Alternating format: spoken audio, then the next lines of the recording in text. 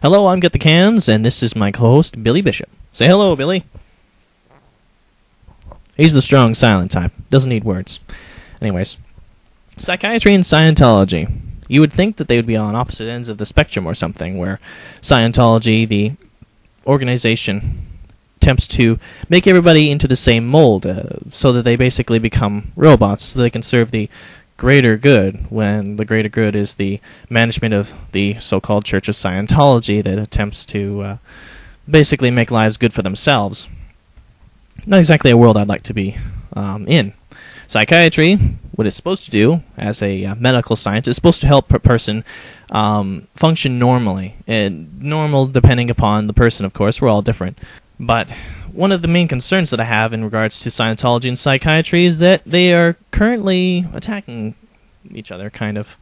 Scientology attacks psychiatry because it believes, or at least its members are told to believe, that it is the source of all evil. When in reality, psychiatry is pretty much the only practice, medical practice, that could actually counter any of the damage that Scientology has done to the members' minds in regards to how they function.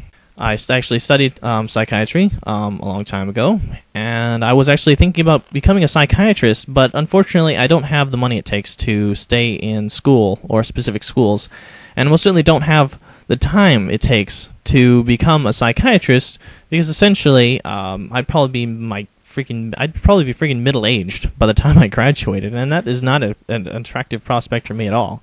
So I've taken an entirely new path. But the thing is, even though I didn't take it all the way, I didn't study it all the way up to my PhD, I still find psychiatry is a very important thing for this world to have, and it upsets me when an organization has so many peons to basically use as pawns to attack something that I care about a lot.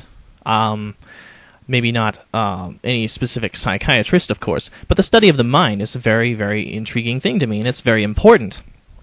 Consider that a long time ago, in the medieval ages, people basically had to be strong to survive. You either lived out in the middle of nowhere, and there was no such thing as radio, so it really didn't matter if one guard found you doing something illegal. If you gutted him and then ran off, no one would be able to figure you out, because they didn't have anything like forensics and things like that, a lot of advanced medical technology. But today, we have basically every imaginable science to be able to track somebody down. If somebody kills somebody else, it's really only a matter of time, and only the most influential people can get away with these kinds of things, simply because they just pay the right people to lose the evidence, and then there's, of course, the witnesses disappearing and things like this. But the thing is, it's very rare that somebody actually doesn't get away. It's only in the middle of nowhere, when there's basically no technology and no trained professionals, that they can get away with this kind of stuff. So we don't necessarily, as a society, need to be strong to survive. We do need to be somewhat strong, simply to be healthy, and in certain situations where being strong certainly does help. But the different kind of pressure we get from today's world is a psychological one, where you can go to work, and the job doesn't necessarily have to entail you swinging around heavy things like hammers, or doing any other kind of trade work. It could be paperwork. It could all be thinking. It could all be figuring out. And even though you didn't run 20 miles and climb up and down scaffolding all day, mixing cement or what have you, you may still come home completely exhausted.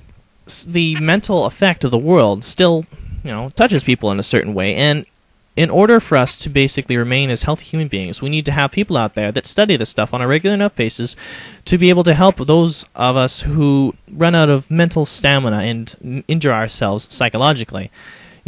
People having mental breakdowns because of pressure at work, because of some traumatic incident happening to them. And it makes me extremely uncomfortable to think that Scientology thinks that it is in any way good for a person in those kinds of states. The only thing that Scientology is good for is creating Scientologists, and those Scientologists create more Scientologists. It does make me a bit curious as to find out exactly what they would do if they had the entire world in the palm of their hand, but it also kind of terrifies me that they could try to capitalize on any mistake that any psychiatrist or psychologist who studies the art and the medicine, and damage it. One of the Scientologists' favorite tactics is to attack psychiatry through references to electroshock therapy. Now, the one thing I know about electroshock therapy, at least for today's electroshock therapy, is that it is used as a last resort, simply because it's such an extreme measure. Shoot lots of electricity through this person's brain in the attempt that at the attempt at making them better. There's a lot more knowledge to it now, and there's actually people out there, I think, that specifically study this. And it does still serve a purpose. They don't just randomly electrocute people's brains. It's not exactly the way it works. But one of the things that Scientology likes to do is say that basically that they go around doing this to people all the time, which is absolutely ridiculous. It's stupid to think that people would be going around and doing this kind of thing. Like, if you're a real psychiatrist, then you would know it wouldn't work all the time, you know.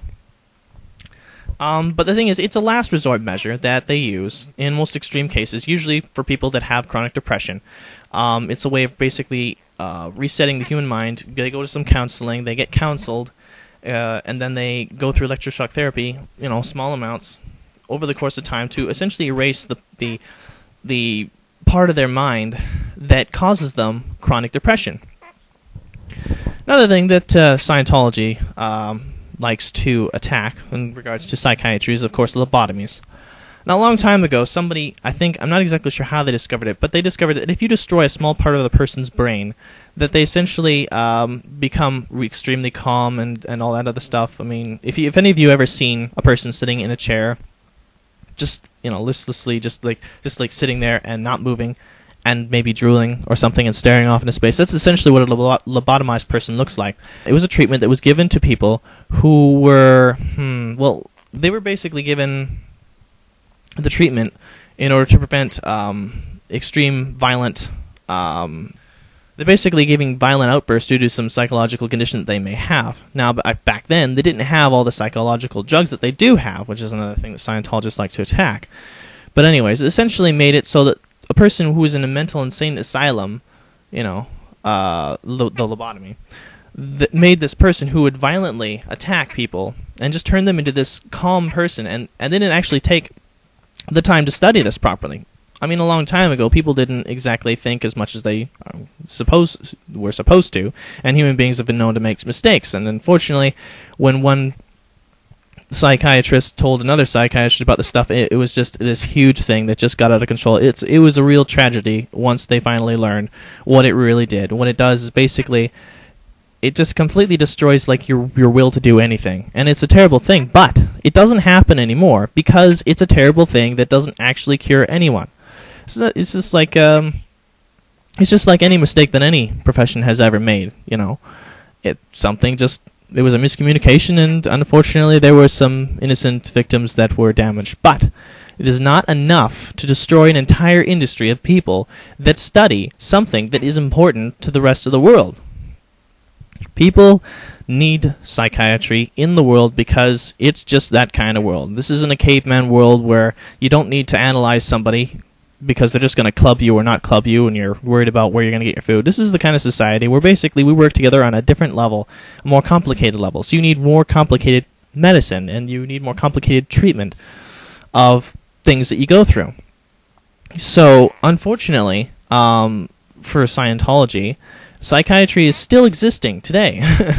So, and I really don't see that the fact that I don't see it going away anytime soon. As much as they would prefer to attack it, I really see it more of as putting on a show, and all their little BS. Because the thing is, psychiatry is a proven science, proven, and that you can do A and get B.